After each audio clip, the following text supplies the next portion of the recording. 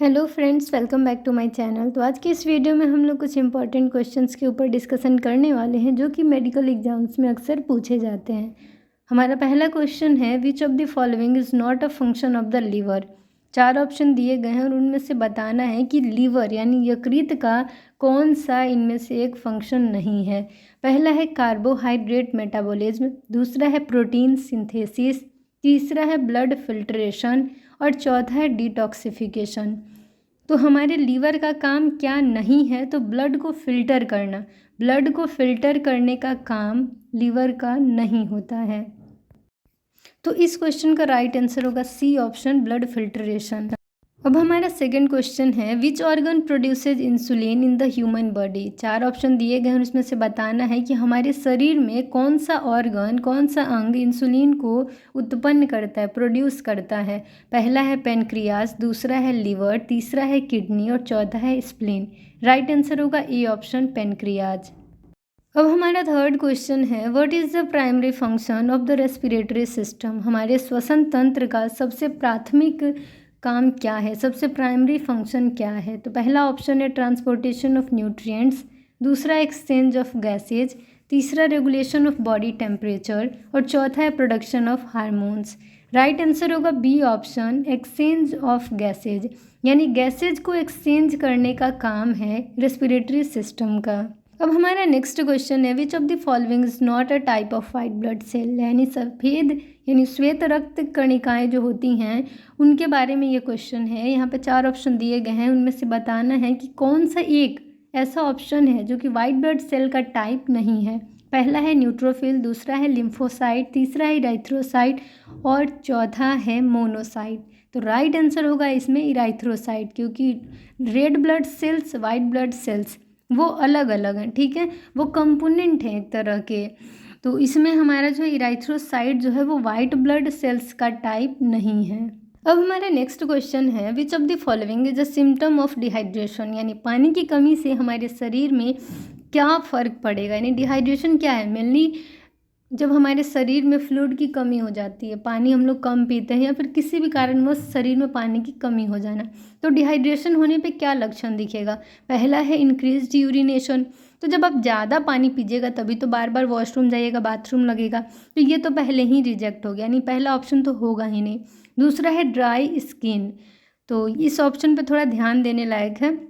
तीसरा है सोलन जॉइंट्स, चौथा है हाइपरटेंशन। तो राइट आंसर होगा बी ऑप्शन। अगर आप पानी नहीं पिएंगे तो आप खुद भी गौर करते होंगे कि आपकी जो स्किन है, जो चमड़ी है, वो क्या होते हैं, तो बहुत ज़्यादा रूखी सूखी हो जाती हैं, ड्राई हो जाती हैं। तो बी ऑप्शन राइट आंसर होगा।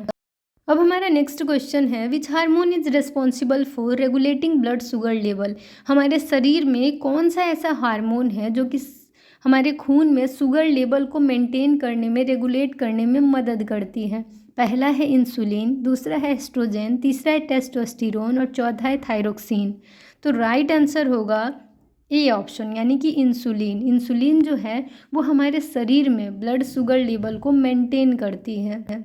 अब हमारा नेक्स्ट क्वेश्चन है, what is the normal range for blood pressure in adults. तो क्वेश्चन हमारा है कि एडल्ट्स में नॉर्मल ब्लड प्रेशर का लेवल कितना होता है, यानी नॉर्मल बीपी कितना होता है अगर आसान भाषा में समझे तो पहला है 80/40 mmHg, यानी सिस्टोलिक 80 होना चाहिए और डायस्टोलिक 40 होना चाहिए, ये बोल रहा है। दूसरा है 120/80, तीसरा ऑप्शन है 140/90 mmHg, चौथा ऑप्शन है 160/100 mmHg। तो मेनली ऊपर वाला सिस्टोलिक होता है, नीचे वाला डायस्टोलिक होता है, और जो हमारे बीपी का यूनिट होता है वो mmHg में होता है, ठीक है। तो यहाँ पे जो नॉर्मल रेंज है बीपी का एडल्ट्स में वो 120/80 होता है। 120 सिस्टोलिक होना चाहिए और डायस्टोलिक 80 होना चाहिए। अब हमारा नेक्स्ट क्वेश्चन है, which part of the brain controls balance and coordination. हमारे ब्रेन का, यानी हमारा जो दिमाग कहते हैं, ठीक है, ब्रेन का कौन सा ऐसा हिस्सा है जो कि बैलेंस और कोऑर्डिनेशन को कंट्रोल करता है। तो हम ये भी कह सकते हैं कि हमारे शरीर को बैलेंस किए रखता है। तो वो कौन सा हिस्सा है ब्रेन का जो इसके लिए रिस्पॉन्सिबल है, जो बैलेंस बनाए रखता है, कोऑर्डिनेशन बनाए रखता है। पहला है सेरिब्रम, दूसरा ऑप्शन है सेरिबेलम, तीसरा ऑप्शन है मेडुला ऑब्लोंगाटा, चौथा है हाइपोथैलेमस। तो इसमें राइट आंसर होगा सेरिबेलम। सेरिबेलम जो ब्रेन का हिस्सा है वो हमारे शरीर को बैलेंस किए रखता है, कोऑर्डिनेट किए रहता है। और मेडुला जो है वो रिस्पॉन्सिबल होता है रेस्पिरेशन के लिए। और हाइपोथैलेमस हमारे शरीर के बॉडी टेम्परेचर को मेंटेन किए रखता है। और सेरिब्रम जो है वो हमारे ब्रेन का सबसे बड़ा हिस्सा होता है। अब हमारा नेक्स्ट क्वेश्चन है, which of the following is not a symptom of A heart attack. तो इसमें बताना है, 4 ऑप्शन दिया गया है, उसमें से बताना है कि हार्ट अटैक का कौन सा लक्षण नहीं है। ठीक है, हार्ट अटैक आने पे कुछ लक्षण आते हैं उससे पहले, जैसे लेफ्ट शोल्डर में, दाएं कंधे में बहुत ज़्यादा दर्द होना, चेस्ट में, छाती में दर्द होना, चेस्ट पेन होना, पसीना आना, घबराहट होना, उल्टी जैसा लगना, सांस लेने में तकलीफ होना। तो ये सारी लक्षण है हार्ट अटैक के। और इसमें 4 ऑप्शन दिए गए, उसमें से बताना है कि कौन सा लक्षण नहीं है हार्ट अटैक का। तो पहला है चेस्ट पेन, दूसरा ऑप्शन है नोजिया, तीसरा ऑप्शन है सडन लॉस ऑफ विजन और चौथा ऑप्शन है शॉर्टनेस ऑफ ब्रीथ। तो राइट आंसर होगा C option, sudden loss of vision. अगर किसी को हार्ट अटैक आता है तो ये नहीं होता है कि उनकी आँख की रोशनी ही चली जाए। तो इसमें सी ऑप्शन राइट आंसर होगा इस क्वेश्चन का, कि हार्ट अटैक का सिम्टम हमारा सडन लॉस ऑफ विजन नहीं है। अब हमारा नेक्स्ट और लास्ट क्वेश्चन है, which of the following is not a risk factor for developing diabetes. यानी मधुमेह को डेवलप करने का रिस्क फैक्टर इसमें से कौन सा नहीं है।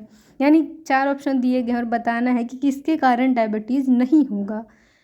पहला है ओबेसिटी, दूसरा है स्मोकिंग, तीसरा है रेगुलर एक्सरसाइज और चौथा है फैमिली हिस्ट्री। अगर कोई मोटे हैं तो बहुत ज़्यादा चांस है कि उनको मधुमेह यानी शुगर हो जाए। कोई स्मोकिंग करते हैं, ठीक है, धूम्रपान करते हैं, तो उनमें भी चांसेज होती हैं। लेकिन जो इंसान हमेशा एक्सरसाइज, योगा, व्यायाम, अच्छा डाइट रखते हैं, तो उनमें बहुत बहुत एकदम 1% चांस होते हैं। ठीक है, ये तो हर चीज़ में नहीं कह सकते कि 100% नहीं ही होगा, लेकिन इनमें डायबिटीज़ होने की चांसेस नहीं होती हैं। अगर आप हमेशा एक्सरसाइज करते हैं तो आपको डायबिटीज़ नहीं होगा। ठीक है, लेकिन कहा जाता है कि मैंने अपना डाइट मेंटेन किया, अपना जो है एक्सरसाइज किया, सब कुछ मेंटेन किया, लेकिन फिर भी हो गया, तो वो कहते हैं ना कि 1% चांस होता है। तो वही 1% में वो लोग भी लपेटे जाते हैं। तो मेनली ये चारों में से, जैसे फैमिली हिस्ट्री है, यानी घर में दादा परदादा नानी, मतलब घर में किसी न किसी को डायबिटीज़ है जो कि आपके ब्लड रिलेशन में है, तो चांसेज होती हैं कि आपको भी डायबिटीज़ हो। तो ये फैमिली हिस्ट्री भी जो है रिस्क फैक्टर है डायबिटीज़ के लिए। लेकिन एक्सरसाइज हमेशा अगर जो करते हैं, नियमित करते हैं एक्सरसाइज, तो उनमें जो डायबिटीज़ है वो नहीं होगा। ठीक है, नहीं के बराबर है उनमें। तो राइट आंसर होगा इस क्वेश्चन का सी ऑप्शन, रेगुलर एक्सरसाइज। तो इस तरीके से इस वीडियो को यहीं पेंड करते हैं और आई होप ये सारी वीडियोस आप लोग को हेल्प करती होंगी आपके एग्ज़ाम्स के लिए, आपके स्टडीज़ में। तो इसी तरीके से अगर आपके लिए ये सारी वीडियोस हेल्पफुल होती होंगी तो हमारे चैनल को अभी सब्सक्राइब कर लीजिए और बेल आइकन को प्रेस कर लीजिए, ताकि आपको सारी लेटेस्ट वीडियो के अपडेट्स मिलती रहें। तो मिलते हैं नेक्स्ट वीडियो में एक नए टॉपिक के साथ, एक नए क्वेश्चंस के साथ।